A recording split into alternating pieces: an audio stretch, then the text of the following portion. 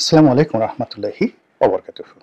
সম্মানিত দর্শক, আজকের এই ভিডিওটি যারা জামায়াত ইসলামীর রাজনীতি করেন তাদের জন্য, যারা জামাতকে ঘৃণা করেন তারাও দেখতে পারেন, আর জামাতের ভূত ভবিষ্যৎ নিয়ে যারা আনন্দিত উল্লসিত তারাও দেখতে পারেন, কিংবা মনে করেন যে জামাত আগামী দিনে বিপদ বিপত্তিতে পড়বে তারাও দেখতে পারেন।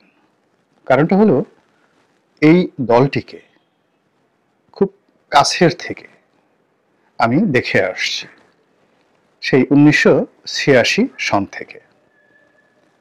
ফলে বাংলাদেশের রাজনীতিতে জামাতের যেটিকে বলা হয় একেবারে প্রথম জেনারেশন, জনাব গোলাম আজম, মতিউর রহমান নিজামী, আব্দুল কাদের মোল্লা থেকে শুরু করে যত সিনিয়র নেতৃবৃন্দ রয়েছেন তাদেরকে ব্যক্তিগতভাবে দেখার, তাদের সাথে চলার, তাদের সাথে কথা বলার এবং তাদের যে ইন্টেলেকচুয়াল যে জায়গাগুলো রয়েছে, যেমন দৈনিক সংগ্রাম পত্রিকা কিংবা অন্যান্য তাদের যে প্রকাশনাগুলো রয়েছে, সেগুলোকে একজন সাংবাদিক হিসেবে আমি দেখেছি কাছাকাছি। তারপর তাদের যে রাজনৈতিক কৌশল, টিকে থাকার যে কৌশলগুলো 80-র দশকে ছিল, প্রথমত বিএনপির সঙ্গে সম্পর্ক রক্ষা করা, আওয়ামী লীগের সঙ্গে একটি সমন্বয় করা, আবার এরশাদের সঙ্গে চমৎকার একটি সুসম্পর্ক স্থাপন করা। এটি এ প্রজন্মে যারা জামাত করেন বা এই প্রজন্মে যারা জামাতকে সমালোচনা করেন তারা হয়তো অনেকে এই বিষয়গুলো দেখেননি ওভাবে। আমি যেহেতু সাংবাদিক ছিলাম, জামাতের অফিসে সেই তাদের মহানগর অফিস বা তাদের কেন্দ্রীয় অফিস, তাদের অনেক নেতাদের বাসায় দেখার সুযোগ হয়েছে। আবার পরবর্তীতে যখন ব্যবসা বাণিজ্য করা শুরু করেছি, তখন জামাতের যে পুরো ইকোনমিক সিস্টেমটি, অর্থাৎ এটি কি করে ব্যাংকিং সেক্টরে কাজ করেছে, কিভাবে তারা বিভিন্ন সমবায় ভিত্তিতে একটার পর একটা প্রতিষ্ঠান গড়ে তুলেছে, তারপরে কিভাবে তারা শেয়ার মার্কেটে নিজেদের অনেকগুলো প্রতিষ্ঠানকে তারা অন্তর্ভুক্ত করে জনগণের টাকা তারা এনেছে, এবং জামাতের সব প্রতিষ্ঠান নিয়ে কিন্তু জনগণ একেবারে চোখ বুজে বিনিয়োগ করেছে।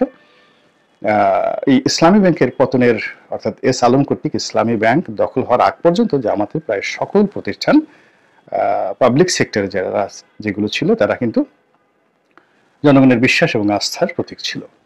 জামাতের নেতারা এই 20 জন, 25 জন, 50 জন, 100 জন একত্র হয়ে সমবায়ের ভিত্তিতে যদি কোনো ইট ভাটা দিয়ে থাকেন, পেপার মিল দিয়ে থাকেন, কিংবা কোনো রিসোর্ট করে থাকেন, হোটেল করে থাকেন, বা অন্য যে কোনো ব্যবসা করে থাকেন, প্রায় সব ব্যবসাতেই তারা একটা লাভজনক অবস্থানে ছিল। তো এই জিনিসগুলো তাদের ইতিবাচক সময়টা আমি দেখেছি। আবার 2012 সনের পর এই লাভজনক প্রতিষ্ঠানগুলো, ব্যবসা প্রতিষ্ঠানগুলো কি করে ধ্বংস হলো, এই জিনিসগুলো আমি বোঝার চেষ্টা করেছি, দেখার চেষ্টা করেছি। যখন সংসদ সদস্য ছিলাম, জামাতের উচ্চ পর্যায়ের যারা নেতৃবৃন্দ তাদের সঙ্গে টেবিল টু টেবিল বন্ধুত্বের পর্যায়ে, যেমন আগে সাংবাদিক হিসেবে দেখেছি, হয়তো দেখা গেল একজন সিনিয়র নেতার সঙ্গে আমি যেভাবে কথা বলেছি। আবার যখন আমি একজন সংসদ সদস্য ছিলাম সরকারি দলের, তখন জামাতের আমিরের সঙ্গে আমার যে কথা, মহানগরের আমিরের সঙ্গে যে আমার কথা, অন্য কোনো জামাতের যারা থিঙ্ক ট্যাঙ্ক ছিলেন তাদের সঙ্গে আমার যে আলাপ আলোচনা, এটি যে সমতার ভিত্তিতে হয়েছে, বা ক্ষেত্র বিশেষে তারা আমাকে যে প্রাধান্য দিয়েছে বা আমাকে সম্মান করে যে কথাগুলো বলেছে, ওগুলো হয়তো অনেকেই পান নাই। ফলে জামাত নিয়ে বা জামাতের মতো অন্যান্য ইসলামিক যে দলগুলো, সেটা নিয়ে আমার যে অনুভূতিটি অন্য সবার চেয়ে আলাদা। তো আমি আমার অবস্থান থেকে জামাতের পক্ষে লেখালেখি করেছি, জামাতকে কখনোই আঘাত করিনি, কোনো অবস্থাতে আঘাত করিনি। এর কারণটা হলো যে এরা আমার, যখন আমি তাদেরকে দেখা শুরু করেছি এবং আমার যখন সত্যিকার অর্থে কিছু করার ক্ষমতা হয়েছে, সেটা 2009 সনের পরে, অর্থাৎ এমপি হওয়ার পরে এবং এখন পর্যন্ত, সেটি লেখনির মাধ্যমে বলেন, বলার মাধ্যমে বলেন, বা প্রশাসনিক সেক্টরে কাউকে একটা টেলিফোন করে জামাতে কোনো নেতাকে সাহায্য করা, সহযোগিতা করা, এই সুযোগগুলো আমার 2009 সনের পর থেকে হয়েছে। তো 2009 সনের পরে আমি জামাতকে দেখেছি মজলুম হিসাবে, অত্যাচারিত হিসাবে। ফলে তাদের প্রতি আমার কোনো ভালোবাসা আগেও ছিল না, এখনো নেই, কিন্তু এক ধরনের সহানুভূতি ছিল যে এই দলটিকে জুলুম করা হচ্ছে, অত্যাচার করা হচ্ছে। এবং খুব শৈশব থেকেই আমার এই অভ্যাসটি, যে কোনো নির্যাতিত পক্ষের বা নির্যাতিত যারা জনগোষ্ঠী মানুষ ব্যক্তি তার পক্ষে আমার দাঁড়ানোর যে অভ্যাস, এটি খুব ছোটকাল থেকে আমাদের আপনজন তারা জানেন যে একেবারে আমার জীবন মৃত্যু যদি মানে সন্ধিক্ষণে এসে যায় যে একজন জালেমকে আপনার সমর্থন করতে হবে আর একজন মজলুমকে সমর্থন করতে হবে। তো আপনি যদি মজলুমের সমর্থন করেন আপনার ফাঁসি হবে, আর আপনি যদি জালেমকে সমর্থন করেন তাহলে আপনি মন্ত্রী হবেন। এটা এখন নয়, একেবারেই আমার বয়স যখন 7-8 বছর তখন থেকে আমি এই ঝুঁকিটা নিয়ে আসছি। সবসময় মজলুমের পক্ষে আমি থেকে আসছি, আমার আপনজনরা জানেন। জাতীয়ভাবে আপনি চিন্তা করেন আমি সিটিং এমপি, তখন কাদের মোল্লা সাহেব উস্তাভাজি পছন্দ করেন, এই কাদের মোল্লা সেই কাদের মোল্লা নন, জনাব সাইদি সাহেবকে নিয়ে লেখা, এটা সহজ বিষয় ছিল না। তাদের সঙ্গে জামাতের কোনো লোক কখনো বলতে পারবেন না যে গোলাম মাওলা রনিকে তারা এক কাপ চা খাওয়ানোর সাহস তাদের কারোর ছিল, দেওয়া তো দূরের কথা। একটা টেলিফোন করে জামাতের কোনো নেতা বলবেন যে ভাই আসেন এক কাপ চা খাই, বা আপনাকে একটা উপহার দিতে চাই, এরকম কথা বলার সাহস টিল টুরে এখন পর্যন্ত জামাতের কারোরই নেই, কারোরই নেই। তো কাজেই আমি যে মানে কর্মগুলো করেছি জামাতের পক্ষে, এর মধ্যে কোনো বিনিময় ছিল না মজলুম হিসাবে। কিন্তু এখন জামাত আর মজলুম নন, তারা এখন ক্ষমতাধর, প্রচন্ড ক্ষমতাধর। তো এই ক্ষমতাধর হওয়ার সঙ্গে সঙ্গে তাদের কতগুলো সমস্যা দেখা দিয়েছে।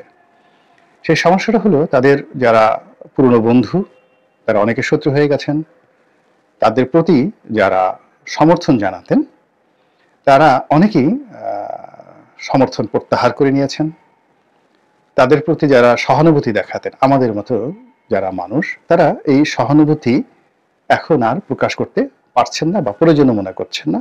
এর কারণ হলো জামাতের এখন আর কারো সাহায্য সহানুভূতি দরকার নেই, তারা এখন ইন্ডিপেন্ডেন্ট হয়ে গেছে। তো এর ফলে কি হলো, জামাতকে নিয়ে বাংলাদেশের রাজনীতিতে একটা জটিল পরিস্থিতি তৈরি হয়েছে। দীর্ঘদিন যখন একজন মানুষ, জাতি, গোষ্ঠী তারা যখন মজলুম থাকে, অত্যাচারিত থাকে, সেখান থেকে যখন অল অন এ সাডেন তারা ক্ষমতার মসনদে বসে যায় বা ক্ষমতার সিংহদ্বারে পৌঁছে যায়, প্রাসাদের সিংহদ্বারে পৌঁছে যায়, তখন তাদের আচার আচরণ, চাল চলন, কথাবার্তা যা হওয়া উচিত বা যেমন হওয়া উচিত, নিঃসন্দেহে জামাতের বর্তমান আচরণটা ওইরকম নেই। তাদের অনেকের আচরণের মধ্যে অহমিকা দেখা যাচ্ছে, দাম্ভিকতা দেখা যাচ্ছে, অতি বিশ্বাস দেখা যাচ্ছে, এবং তারা অনেক বিষয়ে খুব তাড়াহুড়ো করছেন। ফলে কি হচ্ছে, তাদেরকে নিয়ে একটা জটিল পরিবেশ এবং পরিস্থিতি তৈরি হচ্ছে। তো এর ফলে কি হলো, জামাতের পুরো রাজনৈতিক যে ভবিষ্যৎটি, এই ভবিষ্যৎটি এখন একটা জটিল পরিস্থিতিতে পড়ে গেছে, এবং সেখানে তারা জয়লাভ করবেন কি করবেন না, পরাজিত হবেন কি হবেন না, তাদের জীবন আগের মতো দুর্ভোগ দুর্দশা আসবে কি আসবে না, তারা কি মিশরের মুসলিম ব্রাদারহুডের মতো রাষ্ট্র ক্ষমতায় যাবেন কি যাবেন না, আবার রাষ্ট্র ক্ষমতায় যাওয়ার পর তারা মুহূর্তের মধ্যে সেখান থেকে আবার পরাজিত হবেন কি হবেন, এগুলো নিয়ে আমি আলোচনা করব না। আমি আলোচনা করব জামাতের যখন দুঃসময় গিয়েছে, যে জিনিসগুলো আওয়ামী লীগ প্রচার করেছে, তো সেটা অবশ্যই কিছু না কিছু সত্য রয়েছে। যেমন তারা ইউরোপ এবং আমেরিকাতে তাদের একটা লবিস্ট গ্রুপ তাদের ছিল, যেটি মার্কিন সিনেট, মার্কিন কংগ্রেস থেকে শুরু করে পুরো মার্কিন সমাজে জামাত সম্পর্কে একটি ইতিবাচক ধারণা তৈরি করে, এটা ছিল। তারা বিভিন্ন অ্যাঙ্গেলে ভারতের রয়ের সঙ্গে একটি সম্পর্ক স্থাপন করার জন্য তারা চেষ্টা করেছে, এটা সত্য। পাকিস্তানের সঙ্গে তাদের, আইএসআই এর সঙ্গে তাদের একটা সম্পর্ক থাকবে, এটা স্বাভাবিক, একেবারে স্বাভাবিক, সত্য মিথ্যা আমি বললাম না, এটা সম্পর্ক থাকবে, এটা স্বাভাবিক। একই সঙ্গে তুরস্ক, মিশর এবং এই যে কতগুলো বিশ্ববিখ্যাত প্রতিষ্ঠান যেমন ইখওয়ানে মুসলিমিন, একটি সংগঠন রয়েছে মধ্যপ্রাচ্যে, এরপর মুসলিম ব্রাদারহুড মিশরের, এদের সঙ্গে তাদের একটা নৈতিক সম্পর্ক রয়েছে। তারপর মধ্যপ্রাচ্যে যে ওহাবি আন্দোলন, বিশেষ করে একটা সময় সৌদি আরব এখন ওহাবি তন্ত্র থেকে বের হয়ে এসেছে এই বাদশাহ মোহাম্মদ বিন সালমানের জমানাতে, কিন্তু তার আগে পুরো রাষ্ট্র ব্যবস্থাই চলতো ওহাবি ইজমে।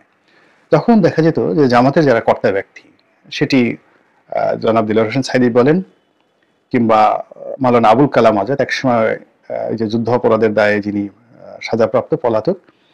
তো তিনি, তারপর জনাব দিল হোসেন সাইদি সাহেবের যে বিআই রয়েছেন, ভদ্রলোক খুব নামকরা আলেম, বাংলাদেশের নামকরা আলেম। আমার এই মুহূর্তে নামটা আসছে না, আমার খুব বন্ধু মানুষ, আমার সাথে খুব ভালো সম্পর্ক, একটা বিশ্ববিদ্যালয় মানে বাংলাদেশে খুবই নামকরা আলেম, একটা মাদ্রাসার মুহতারিম, খুব বড়। তো যাকে বলা হয় জামাতি স্কলারদের মধ্যে তাকে বলা হয় একেবারে 1 নম্বর ব্যক্তি। তো এই মানুষগুলোকে সৌদি সরকার বিভিন্নভাবে সম্মানিত করেছেন, পদ দিয়েছেন, পদবি দিয়েছেন এবং তাদের কর্মকাণ্ড পরিচালনা করার জন্য অর্থবিত্ত দিয়েছেন।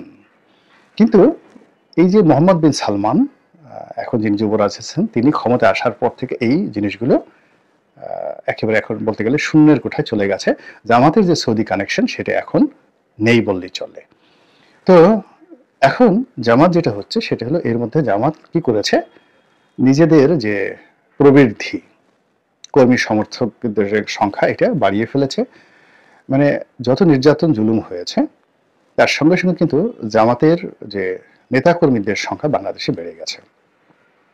নেতৃত্বের জায়গাতে নতুন মুখ এসেছে, তরুণ মুখ এসেছে, এবং এরা কতটা সফল হলো বা হবে এটা ভবিষ্যৎ বলে দেবে। কিন্তু যেটি হলো যে গত 5 মাসে কতগুলো কারণে তারা পিছিয়ে পড়েছে, এবং এই গত 5 মাসে অনেকের সঙ্গে তাদের সম্পর্ক নষ্ট হয়েছে কতগুলো কারণে। এখন এই জিনিসগুলো সত্য বা মিথ্যা আমরা জানি না, কিন্তু পাবলিক পারসেপশন, রাজনীতির একটা বড় বিষয় হলো জনগণ আপনার সম্পর্কে কি চিন্তা করে। যেমন জামাতের প্রচার ছেলের ক্ষেত্রে, মিডিয়া প্রচার ছেলের ক্ষেত্রে বাঁশের কেল্লা খুবই নামকরা একটি প্রতিষ্ঠান।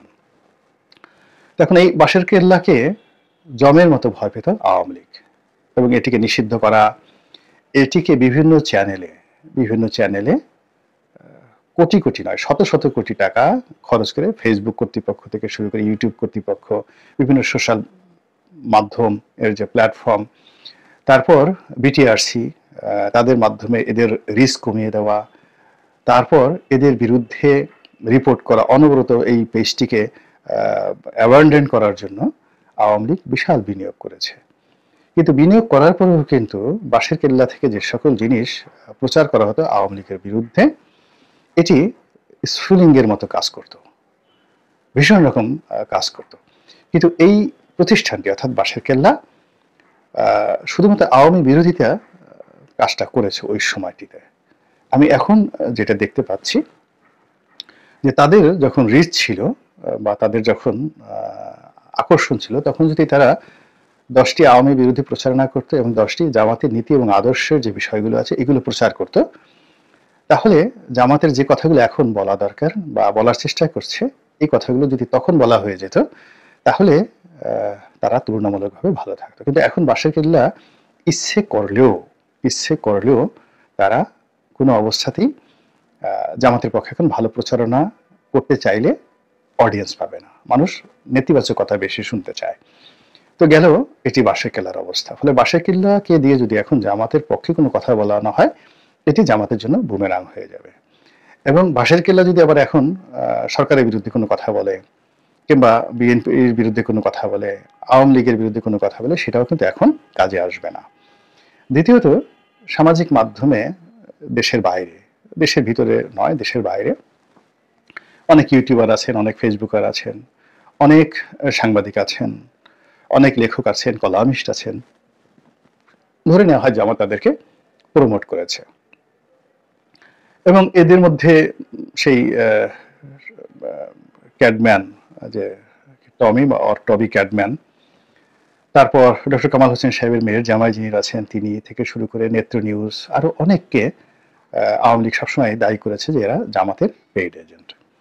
আরো কয়েকজন আছেন যাদের নাম আমার বলার দরকার নেই, কিন্তু সমাজে এই গত 1-1.5 বছর ধরে সবাই জানেন, অর্থাৎ আওয়ামী লীগের পতনের 1 বছর আগের থেকে সবার মুখে মুখে যে এই মানুষগুলো জামাত থেকে অর্থ সাহায্য পাচ্ছে, প্রযুক্তিগত সহযোগিতা পাচ্ছে, এবং জামাতের যারা নেতাকর্মী তারা এদের কন্টেন্টগুলোকে ইউটিউব বা ফেসবুক এদের কন্টেন্টগুলোকে ভাইরাল করার জন্য যার যার অবস্থান থেকে লক্ষ লক্ষ জামাতের নেতাকর্মী দেশে এবং দেশের বাইরে তাদের কন্টেন্টগুলোকে প্রমোট করছে।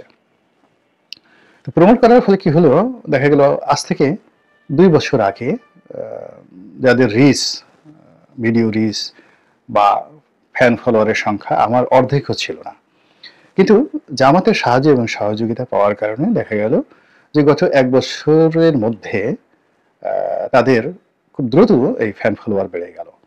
এবং বিশেষ করে জুলাই এবং আগস্ট এই 2 মাসে তাদের যে অবস্থানটা এটা রীতিমতো ম্যাজিক্যালি বেড়ে গেল। ফলে কি হলো যে গত 3-4 বছরে এ সকল ইউটিউবার বা যারা সোশ্যাল মাধ্যমে কাজকর্ম করতেন, তারা টাকা নেন কি নেন না, পান কি পান না, এটা পুরো ব্যাপার নয়। আমাদের বাংলাদেশের 18 কোটি মানুষের মধ্যে জামাত বিরোধী যারা লোকজন আছে তারা এই কথাগুলো মনে করেন, এটা পারসেপশন, এবং এরা জামাতের লোক। এগুলো এক। 2 নম্বর হলো যে এই যারা সামাজিক কন্টেন্ট চালান তারা মূলত আওয়ামী লীগ সরকারের জমানাতে তারাও মজলুম ছিলেন। অনেকে দেশে আসতে পারতেন না, অনেকের দেশের যারা আত্মীয় স্বজন তাদের উপর জুলুম ছিল, অত্যাচার ছিল, এবং এটা এমনভাবে কারো ভাই, কারো বাবা, কারো বোন, তাদের প্রতি আওয়ামী লীগ সরকার এতটা জুলুম চালিয়েছিল যে কেবলমাত্র বাংলাদেশি জনমত নয়, বিশ্ব জনমত এবং বিশ্বের অনেক শক্তি এই জিনিসটিকে স্বাভাবিকভাবে গ্রহণ করেনি। ফলে জামাতের প্রতি মজলুম হিসেবে মানুষের যেভাবে একটা সহানুভূতি ছিল, ওইরকম কন্টেন্ট যারা ক্রিয়েট করেন, যাদেরকে আওয়ামী লীগের লোক এবং সাধারণ মানুষ মনে করেন জামাতের পেইড এজেন্ট, তাদের প্রতিও মানুষের যাকে বলা হয় এক ধরনের সহানুভূতি ছিল মজলুম হিসাবে। কিন্তু জুলাই আগস্টের বিপ্লবের পরে তাদের কণ্ঠে কর্তৃত্ব চলে এসেছে, অনেকের মধ্যে নেতৃত্বের একটা ভাব চলে এসেছে, এবং অনেকে যেটিকে বলা অ্যারোগেন্সি, তাদের আগে যে অ্যারোগেন্সিটা ছিল আওয়ামী লীগ সরকারের বিরুদ্ধে, সেই অ্যারোগেন্সিটা এখন বলতে গেলে আরো 100 গুণ বেড়ে গেছে। এবং সেই অ্যারোগেন্সিটা জনগণ তো নিতে পারছে না, কেউ নিতে পারছে না। এবং এদের কারণে কি হচ্ছে, জামাতের সঙ্গে এই যে লোকাল আমাদের এই দেশে যারা জামাতের প্রতি সহানুভূতিশীল ছিলেন, তারা অনেকে জামাতের শত্রুতে পরিণত হয়েছেন। সহানুভূতি তো নেই এখন, তাদের কারণে এই সোশ্যাল কন্টেন্ট ক্রিয়েটরের কারণে তারা এখন জামাতকে মানে রীতিমতো পাবলিক এনিমি মনে করছে। এর কারণ হলো যে এরা মানুষের ক্যারেক্টার অ্যাসাসিনেশনের জন্য সবকিছু করতে পারে। যেমন ধরুন আসিফ নজরুল, তো তিনি প্রো বিএনপির একজন যাকে বলা হয় বুদ্ধিজীবী, কিন্তু জামাতের প্রতি তার ছিল অপরিসীম শ্রদ্ধা, ভালোবাসা, সহানুভূতি। আবার ধরুন সেনাপ্রধান, তিনি প্রথম বৈঠকই মির্জা ফখরুলের চাইতে বা যে কোনো লোকের চাইতে জামাতের আমিরকে তিনি প্রাধান্য দিয়েছেন, সেনাপ্রধান জেনারেল ওয়াকারুজ্জামান। তারপরে ধরুন ডক্টর মোহাম্মদ ইউনূস থেকে শুরু করে আরো অনেকে এই সরকারের সাথে যারা জড়িত। তো এই যে গত 3-4 মাস ধরে, অর্থাৎ জানুয়ারি তো এখন চলছে, ডিসেম্বর, নভেম্বর, অক্টোবর, এই 3-4 মাস ধরে বা তারও আগের থেকে এই যে জামাতের পেইড এজেন্ট হিসেবে তারা জড়িত, তারা যাকে ইচ্ছে তাকে অবলীলায় বাপমা তুলে গালাগাল করছে, তুই তুকারি করে কথা বলছে। সেনাপ্রধানকে বলছে তুই নামে আয়, তোকে এটা করবো ওটা করবো। আসিফ নজরুলকে বলছে তুই তুকারি করে। মানে এই টোটাল যে কর্মকাণ্ডগুলো, তাদের কর্মকাণ্ডগুলো জামাতের ঘাড়ের উপর আসছে। ফলে জামাতকে যারা সামনে এগিয়ে নেওয়ার জন্য এই বাংলাদেশে বসে লড়াই করেছে, এবং এই বাংলাদেশে বসে যারা কখনো জামাতের কাছ থেকে এক কাপ চা খায়নি, কিংবা এই জুলাই আগস্টের পরে প্রশাসন, তারপরে বুদ্ধিজীবী, সংবাদপত্রের যে অংশটি জামাতকে প্রিভিলেজ দেওয়ার চেষ্টা করেছে, কাছে নেওয়ার চেষ্টা করেছে ইন্টেলেকচুয়াল লেভেলে, তারা অলমোস্ট সবাই কিন্তু এখন জামাতকে সুকৌশলে একেবারে ডিস্ট্রয় করে দিচ্ছে। এখানে দেশের বড় বড় মিডিয়া হাউস যারা কিন্তু জুলাই আগস্ট বিপ্লবের পরে তারা জামাতকে বা জামাতের আমিরকে রাষ্ট্রনায়ক হিসাবে, পরবর্তী প্রেসিডেন্ট হিসেবে, প্রধানমন্ত্রী হিসেবে যে প্রোটোকল দেওয়া দরকার এটি দিয়েছে। এমনকি তারেক রহমান সাহেবের চাইতেও কিন্তু বড় বড় মিডিয়া হাউস, সেটা প্রথম আলো বলেন, যুগান্তর বলেন, সমকাল বলেন, বসুন্ধরা গ্রুপের সমস্ত মিডিয়াগুলো বলেন, তারা কিন্তু জামাতকে যাকে বলা হয় ওভাবে প্রিভিলেজ দিয়েছে। কিন্তু এই গত কয়েক মাসে, গত 3 মাসে তারা তো আর ওদের মতো গালাগালি করবে না, বা তারা সেই সরাসরি ওই কাজ করবে না, কিন্তু এমনভাবে কৌশলে, যেহেতু মূল ধারার স্ট্রিমে আমরা যারা বাংলাদেশে আছি, এখন আমার যারা দর্শক আছেন, আমাকে তো সেই দর্শক যদি 1,00,000 হন। এখন আমার এই ইউটিউব চ্যানেলে গড়ে আপনি গিয়ে দেখবেন যে গত ১ বছরে গড়ে প্রতি মাসে ১ কোটি করে ভিউ হচ্ছে। ১ কোটি লোক। আমার এই ১ কোটি যারা ভিউ তারা কারো দ্বারা প্রলুব্ধ নন, প্রমোট করেন না। কেউ দেখতে আসেন, কেউ শুনতে আসেন, কেউ সিদ্ধান্ত নিতে আসেন। একেবারে ডক্টর ইউনূস থেকে শুরু করে শেখ হাসিনা, শেখ হাসিনা থেকে শুরু করে জনাব তারেক রহমান, এরপরে কর্তা ব্যক্তি যারা রয়েছেন প্রথম শ্রেণীর একেবারে সবাই মোরলেস কিন্তু দেখেন। আবার কিছু কিছু ভিডিও অনেকে দেখতে বলা হয়, গভর্নমেন্ট এজেন্সি থেকে শুরু করে সবাই। এখন আমি যদি এখানে খুব কৌশলে, আমার নিজেকে দিয়েই বলি, খুব কৌশলে কাউকে উঠিয়ে দিতে চাই, কাউকে নামাতে চাই, এখানে আমার যে কৌশল, সেখানে যাদের ভাড়া করা ইউটিউবার বা বক্তব্য তাদের কৌশল না, তারা তো সরাসরি তুই-তুকারি বলে গালাগালি দিয়ে কাউকে দিচ্ছেন, ওটার ইফেক্ট হচ্ছে হাইয়েস্ট 5 মিনিট। আপনি ধরেন এখন আসিফ নজরুল সম্পর্কে যে সকল নেতিবাচক প্রচার হচ্ছে, দেখুন তার একটা পশম স্পর্শ করা যায়নি। প্রথম আলো সম্পর্কে যে কাজ করা হয়েছে তার একটা পশম স্পর্শ করা যায়নি, কিন্তু প্রথম আলো যে কাজগুলো করছে এখন, ওটা দীর্ঘ মেয়াদে একটি দলকে পুরো ডিস্ট্রয় করে দিচ্ছে।